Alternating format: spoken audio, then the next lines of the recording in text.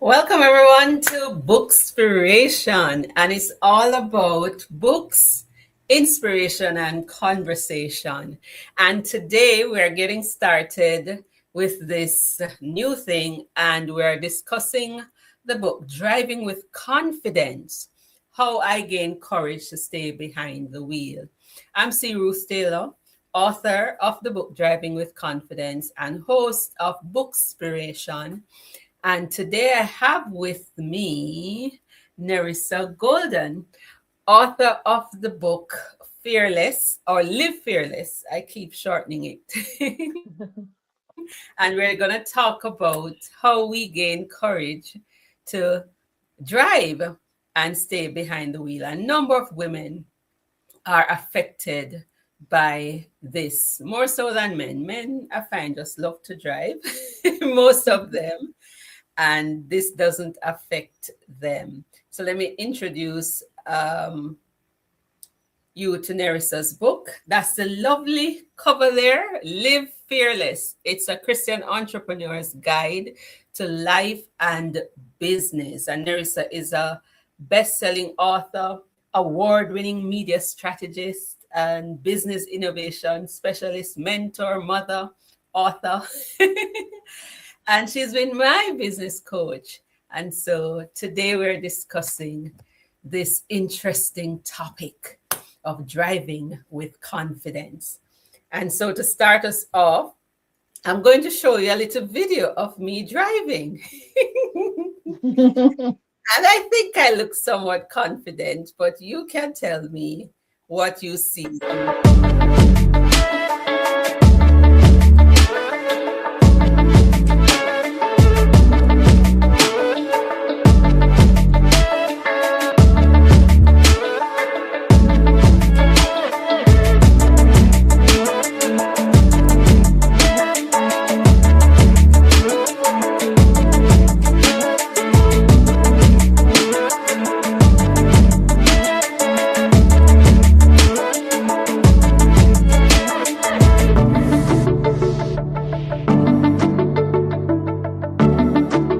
I even have my hand up.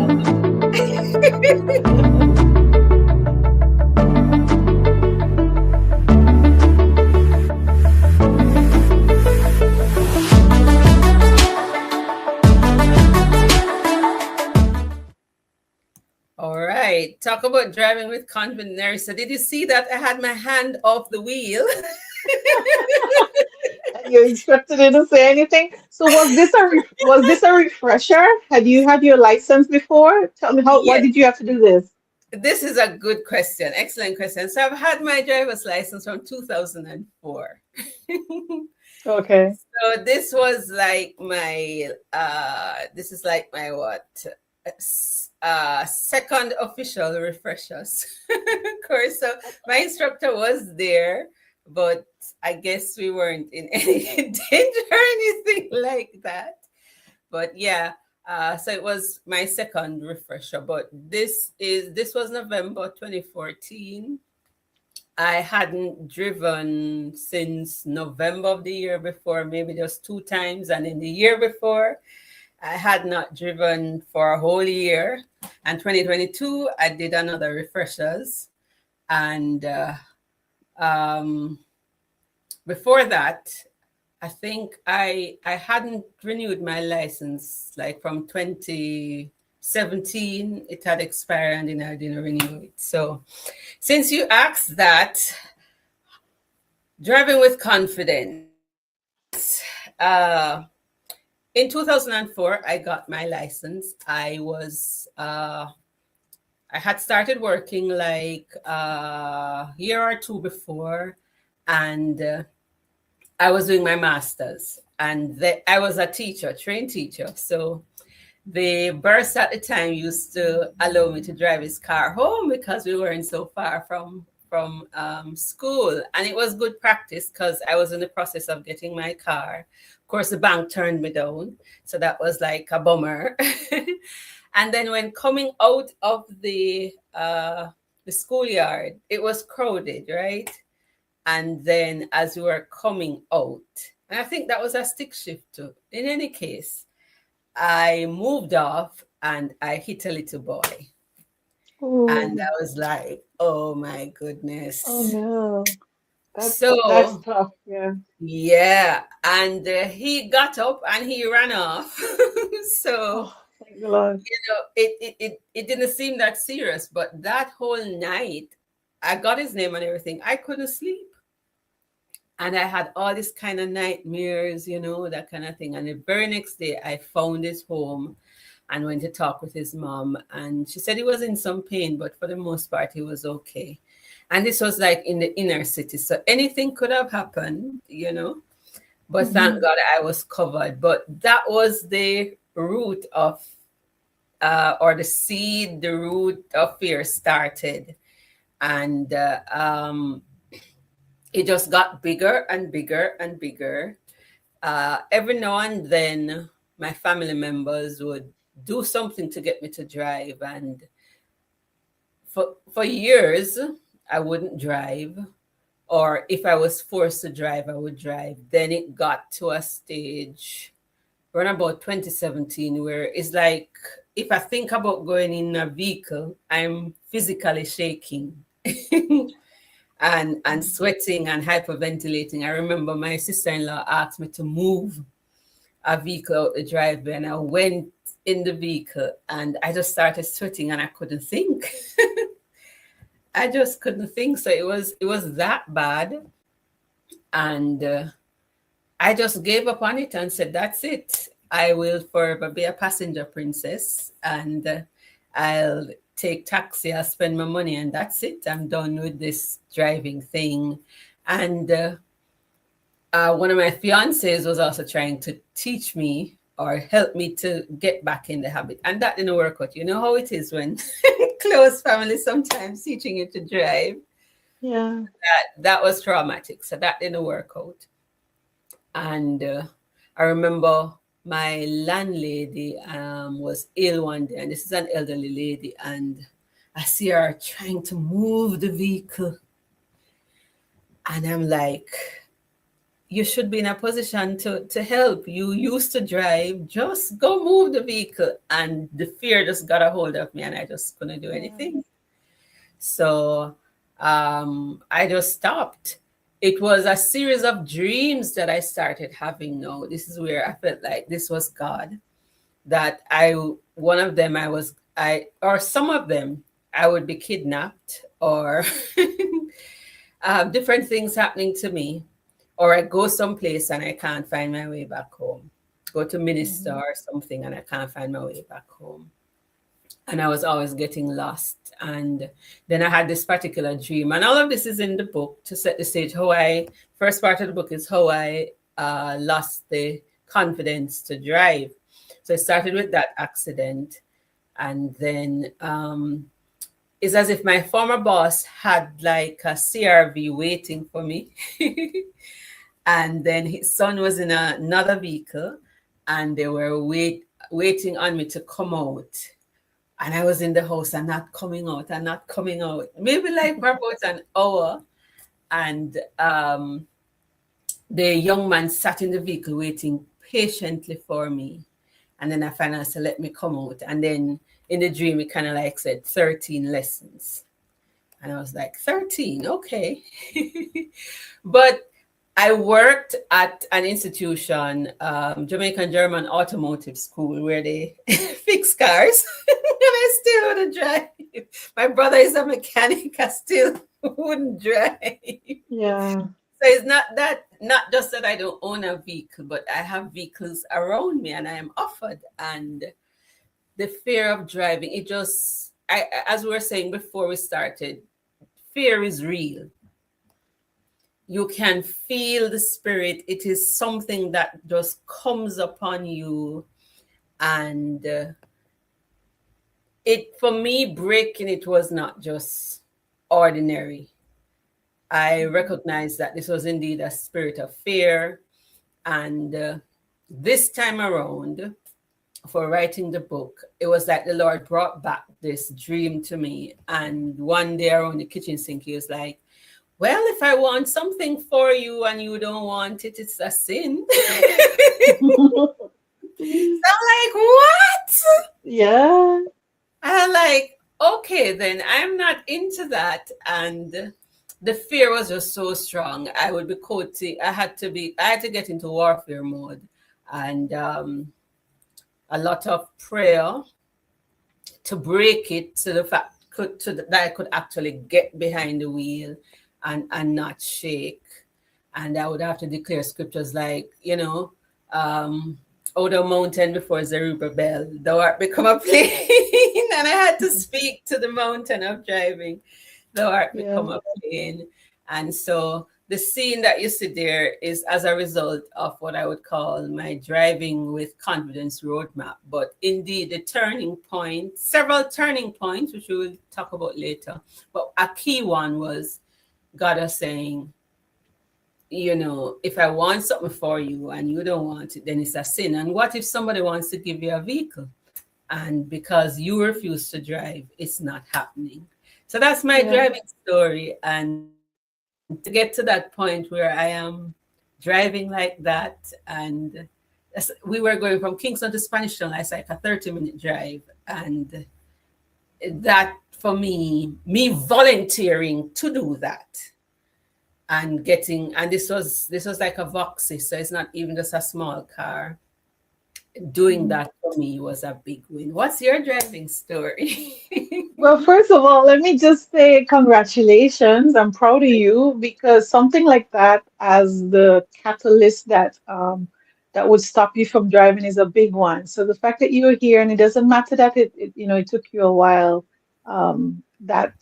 that says a lot about one, God's love for us, and that He really and truly He isn't rushing us, and He knows the time would have come when you'd be in a position to do that. So I'm so happy for you that you're free of that fear. My first driving story, I learned I got my first driver's license when I was going to school in Tampa, Florida, and it took me 5 tries to get it. I literally failed in fact 6 times. I failed the exam 5 times. And I knew how to drive. I would do really well on the road, even with in the examination and everything. My problem was always when I got back to the police station, the DMV, and had to park up.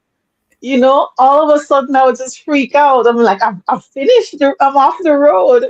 And then all of a sudden I can't park between, two codes. It was just crazy. It was always something random, something very silly, that caused me not to be able to do it. And I just really would have a panic attack the minute I got right back into the parking lot.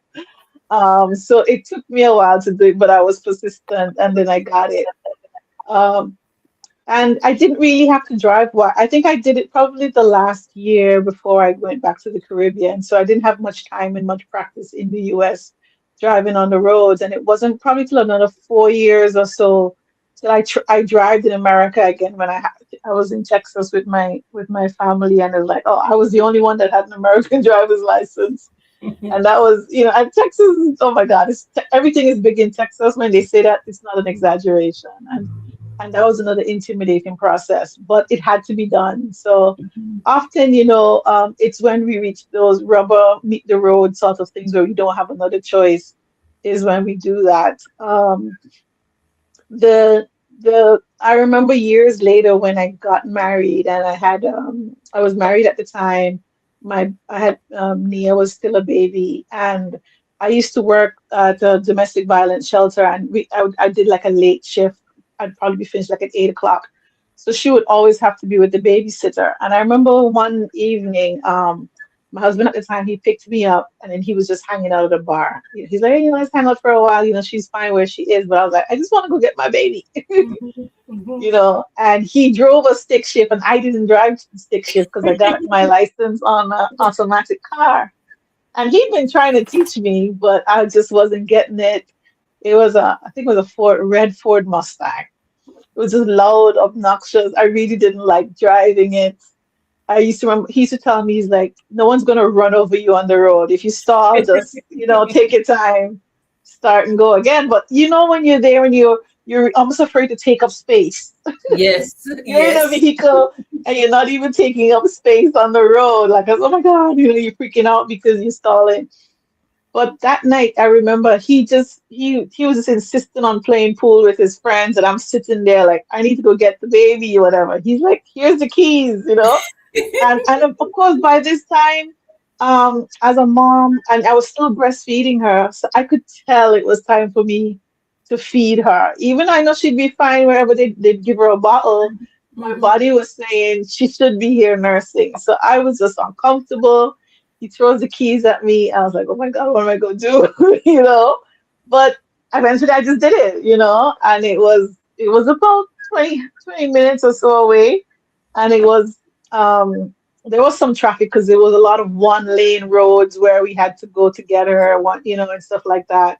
But I just did it because I was focused. I needed to get my baby, and that was one of the things that helped me to get over my fear of, you know, driving a stick shift and things like that. But always it was something that had to push me externally to kind of get that way. And over the years, I have actually met a lot of women who've had challenges with driving. And often it's just a sense of insecurity. They're beautiful, brilliant women. They've got all sorts of things happening for them in their life, and it just is this one little thing that's keeping them from having the full freedom that they want, you know, to be able to live their life fully. Some of them may be married, so they used to. It was amazing to me that there was still lots of couples where the husband did all the driving. I was like, the 21st century. But that Yes. really was their story. I mean, in another word, we'd probably all be jealous of them that they had husbands willing to just do everything for them. It was sweet.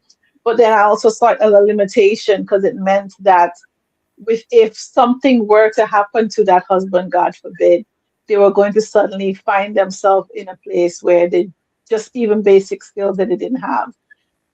So I'm always encouraging women to make sure you get your license, make sure you know how to drive. And my girls, the minute, especially in Montserrat, the culture kind of is the minute you hit 16, you go get your license, and especially if they're graduating from high school around that same time.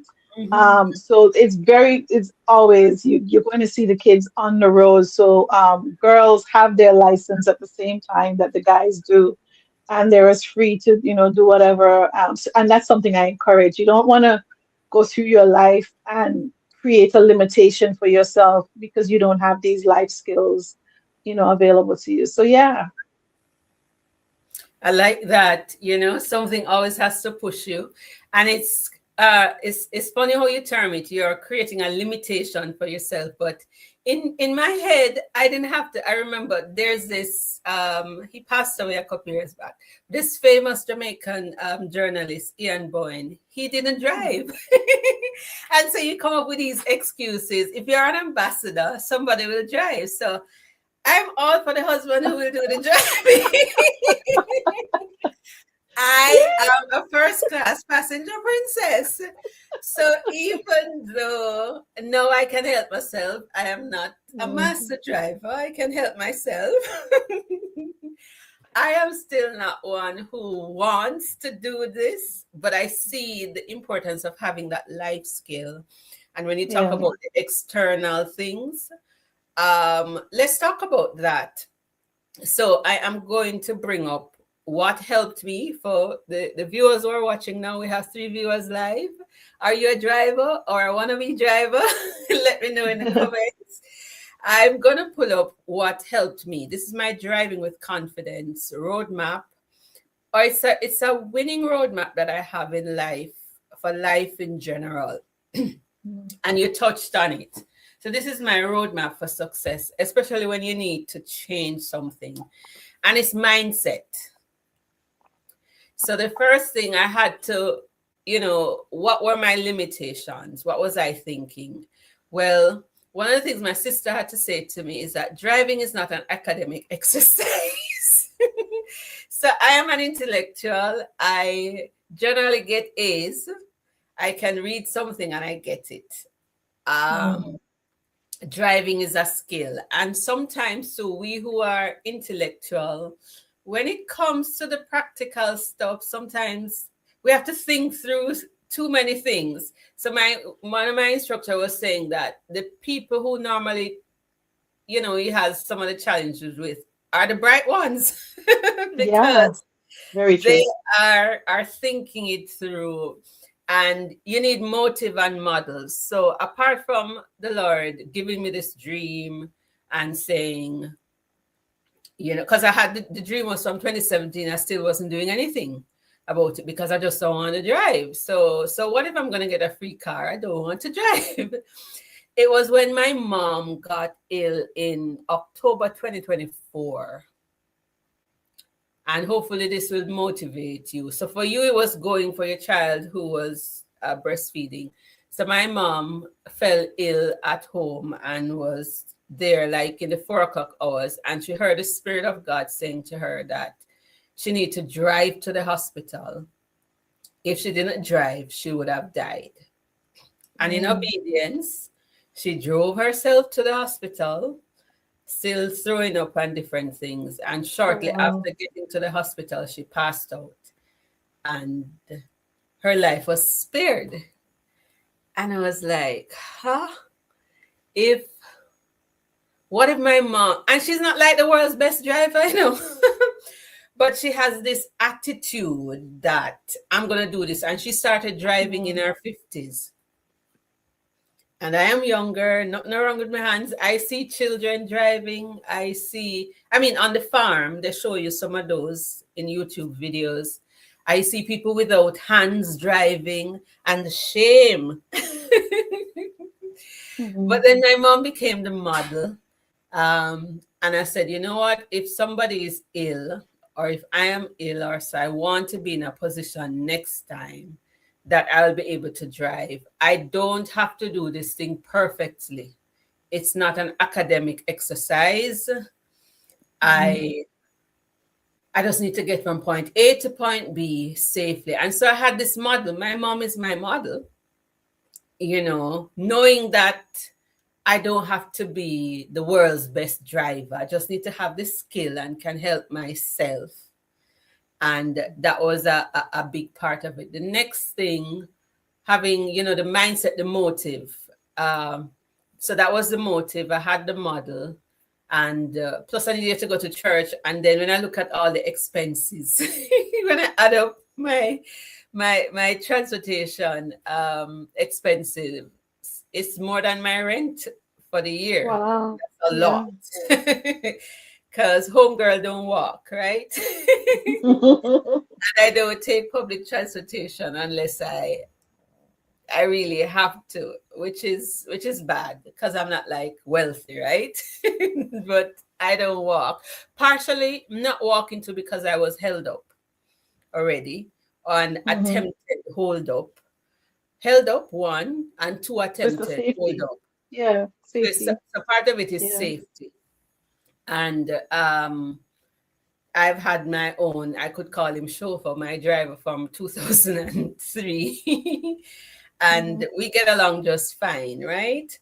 So once you make the decision you're going to drive for whatever reason, the action plan. So I was like, okay, Lord, now you say I have to drive. I'm still feeling the weight of fear. I really Yeah, I believe know. the Bible when it says fear is a spirit.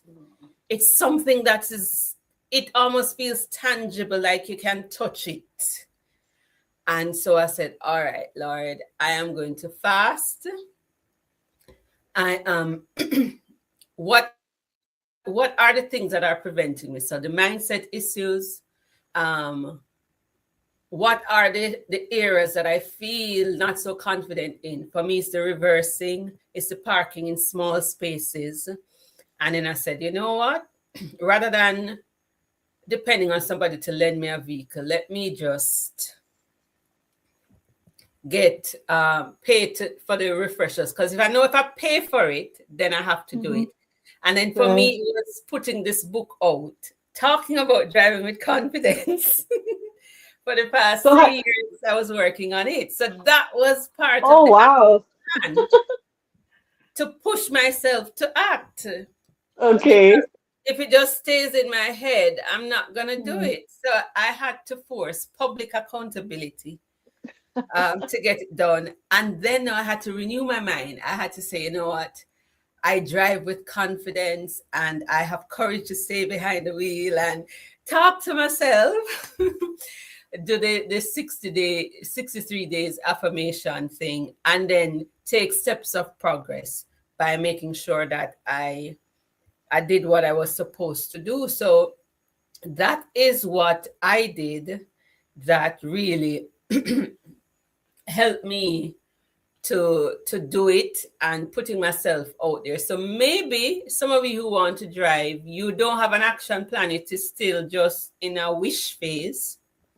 Mhm. And maybe you don't have enough models and you need stories. So you heard Nerissa's story. I had about six other stories in this book. And when I Mhm. read through the stories, I recognized I'm not alone. And if they can do it, so can I. Any comment there in terms of tips for women who want to step out, Nerissa? That was my confidence roadmap and how I step out. What would you say to Yeah. help others who Yeah. want to step out? Well, my model for driving was my mom. She actually got her license before my dad did.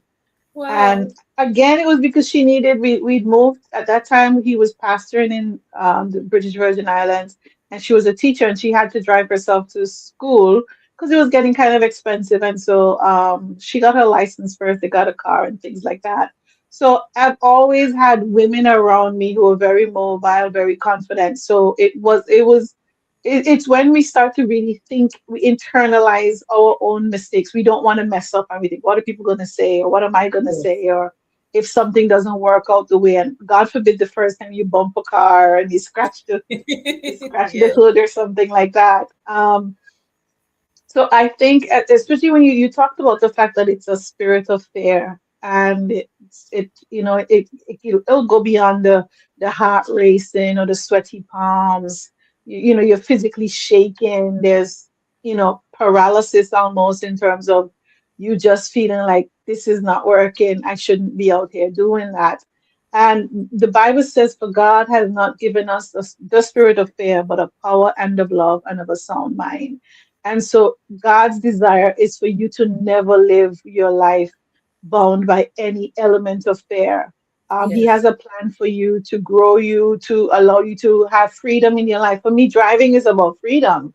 It's Ah, about giving yourself options, and I'm all about options in your life. So if this thing is a limitation to you being able to achieve everything, then this is an area that you can take to the Lord. And I think that's the first place that you definitely, you should go, is to talk to him, because it's going to be, sometimes you don't even know the thing that first triggered the trauma that caused the fear. It's good that you know it. Some people may have been in an accident when they were small that they don't remember. Different things could get us to that point. We say, I'm never getting behind the wheel. But surrendering it to God, and trusting him to show you, and it's okay, Lord, help me with this. I'm willing to lay it down for you, is so important. I think another important thing that you mentioned was the fasting and the praying, and fasting and prayer and fasting, and also giving, those three things together. Like, I've done some of those, like on a weekend when I'm having really, there's like a battle and I don't know how to get through. You give an offering, you fast and you pray, and it just kind of breaks the power of the enemy, of whatever that spirit is that wants to be, holding on to you. Maybe it's just keeping you from seeing what the next move is. And so allowing the God and the Holy Spirit to come alongside you and strengthen you is, the power tool that you're going to use to break that, the power of fear that's over you. Um, Definitely, I think another thing that you did, I'm just reinforcing what you said because I wouldn't do anything different, is you created the opportunity that you had to step up, because now you put your money where your mouth is. You said, I am going to invest in learning how to do this right. So I'm not going to give myself any excuses. I'm not paying and I have to show up, or I've wasted the money. mhm. And also starting decide, oh, I'm going to write a book about this. There is Yes. there is no bigger ego trip than saying, "Oh my God, I'm gonna write a book about this," in the middle of you still dealing with it. And this book was like that for me, Live Fearless. I'm like, because I actually stopped about a year before I wrote it, because I was like, how can I write about living fearless? And right now I am so terrified, you know?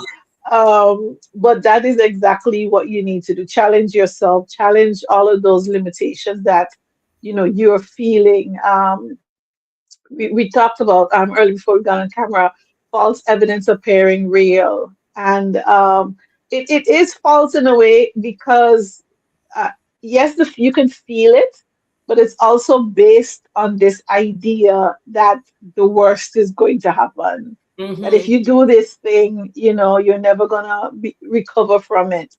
And you could definitely, you have permission with, that first situation, having, hit a little boy.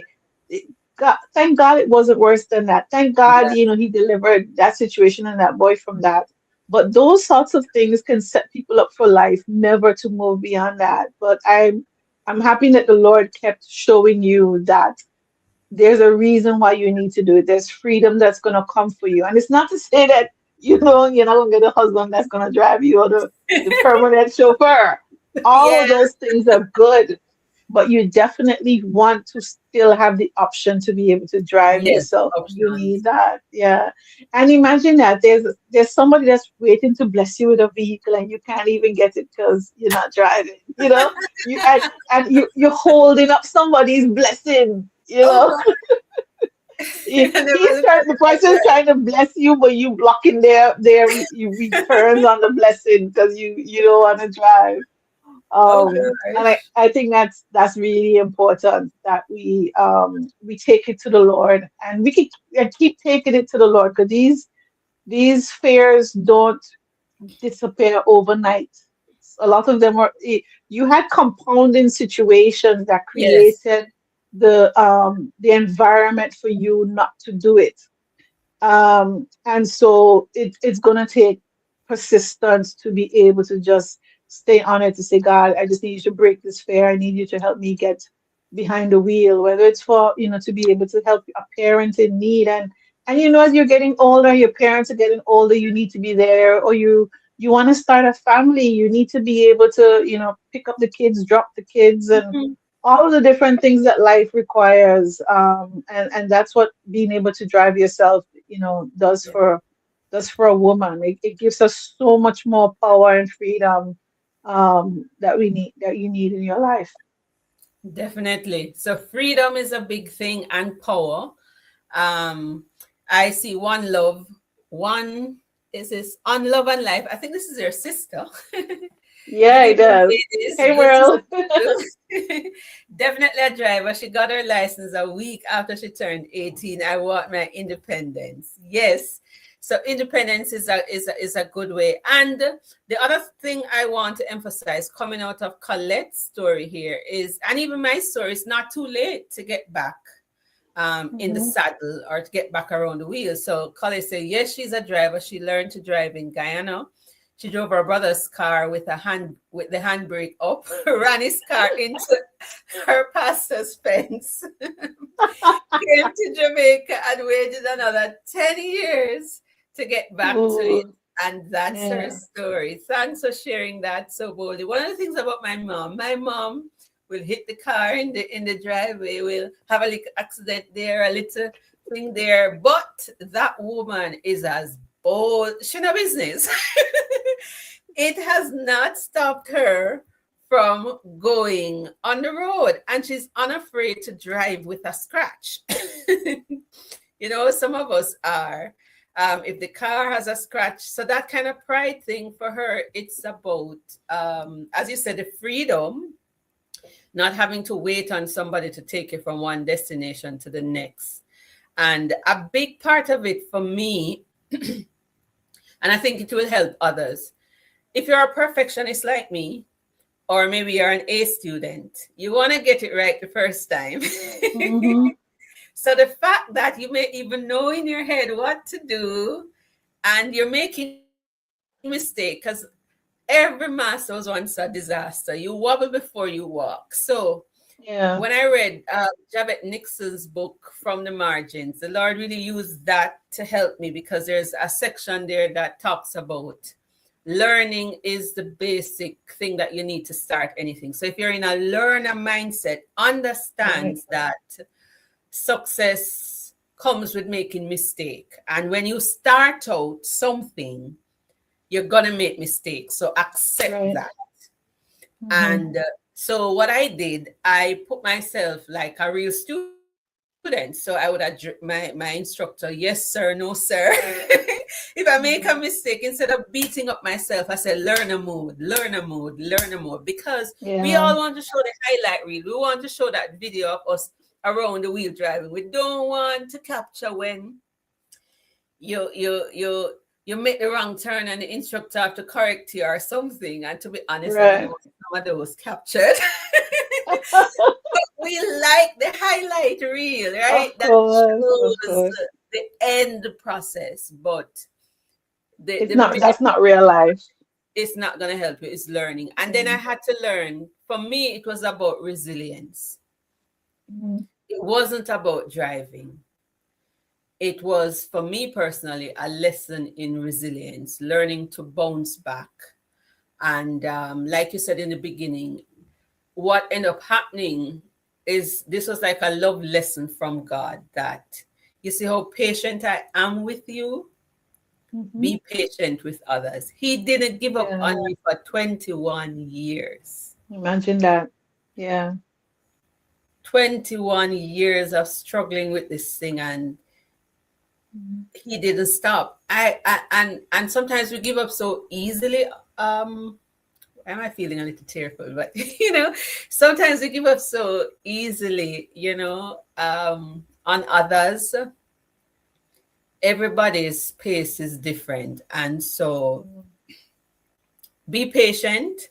And if you're still thinking about it, despite what has happened, you can get back behind the wheel. I'm just going to read a couple more driving stories from the book and encourage you to go get the book. It's about the psychology of driving. So you heard Nerissa told her story here. I'm going to read Cheryl's story. Cheryl says she started driving at age 40 and she increased her confidence by taking the approach to driving as she does in life. Just get it done. So she quickly realized that female drivers in smaller vehicles are targets for road bullying, and she doesn't accept bullying in life. So she said, not in driving. And the more I drove, the more confident I became in my judgment and skill. I don't have it all figured out, but I drive with assertion while being safe and aware of unsafe drivers on the road. I think Jihan's story also was one of the big motivation for me. She said, I drive because I have to. I'm a very cautious driver. I've had a few minor accidents, not my fault. And one of the major lessons I've learned about driving is pay attention to the other drivers on the road. Don't assume that people will follow the rules. So for Right. example, make sure they're actually turning into your road before exiting, even though their indicator is on, because sometimes people don't realize it's on. She said she did her driving test 3 times before she got her license. The first time she failed on the 3-point turn. The second time she exited the road without looking and almost hit another car. And the third time she just decided, you know what? I'm not giving the state any more money. And she kept telling herself, I'm in control. I'm a master of this. See, the mindset, the Yep. affirmation, I'm a good driver. Absolutely. And then her instructor boosted her up. And I'm going to wow this police officer. I moved through cool and calm and passed. So I share those to say that if you're having the struggle with driving, if you didn't get the license the first time, Nerissa said it was 6 times, keep going. And do you have any other comments? Oh yeah, Anne Marie is Yeah. here, so I'm gonna read that comment. And then Nerissa, I want you to promote Live Fearless, because in the end, my conclusion was driving with confidence is really a metaphor for life. And so talk to us about Live Fearless after I read this. So Anne Marie says, got my driver's license in Montserrat with a stick shift when I was 22. When I moved to London, a cyclist slammed into my vehicle and I never drove there again. Resumed driving when I returned home. So you see, Oof. we all have different stories, but Yeah. bounce back. No matter how long it takes, Yeah. If this is what you really need to do, find a reason, find a model, and do it. Yeah. That's all I Yeah. gotta say. What about you, Nerissa? How can you encourage our ladies to live fearless? Well, let me correct it. It was actually 5 times, not six. I don't know where I got the sixth time, but it was on the fifth time that I passed that test. Okay. Um, and I was just something for anyone that's going to watch this that is thinking about it. I think when one of my daughters, when she was getting her license, one of the things the instructor told her was, I am teaching you how to pass the test.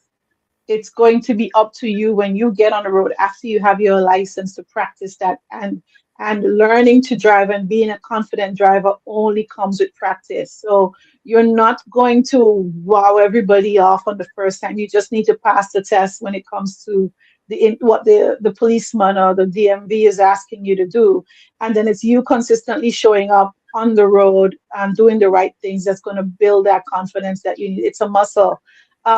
I really like that we're talking about driving tonight, and you're right, it's a metaphor for life. And Live Fearless is about the same thing. It's about Christian entrepreneurs' guide to life and business. And one of the things that became very pressing for me when I was writing the book was that there are so many areas of our life that we're allowing fear to show up and conquer us. And that is stopping us from being as free as God wants us to be and as powerful and as effective as we can be.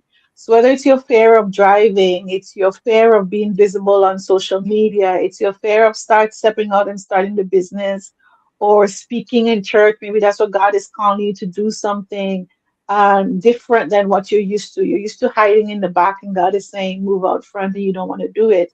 All of these limitations, you are keeping yourself back from the good things that God has for you.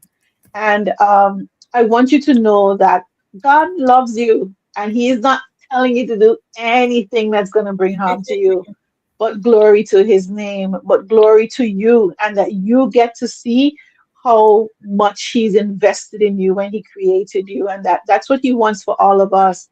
So I think one of the lessons that I hope people take away from this, where when you talk about the fact that it took you 21 years to get back to that, is that we have a loving and patient God, and He knows exactly how long it will take for us to get through these things. So don't allow fear and the lizard brain, as we call it, to bash you and make you feel bad about the fact that you haven't driven yet or you haven't overcome these things.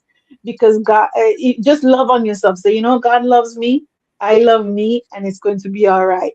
And the more that you lean on God, He will, at the right point, when He knows you are ready, He will open up the opportunity for you to say, okay, here now we're going to deal with this thing. Because we all are not going to be tackling the same situations at the same time. And He knows exactly. And um, um, Ruth, He gave you enough examples with the dream, with your mom being sick, with different things happening to show you, guess what? That thing that happened to you back 20 years ago, 21 years ago?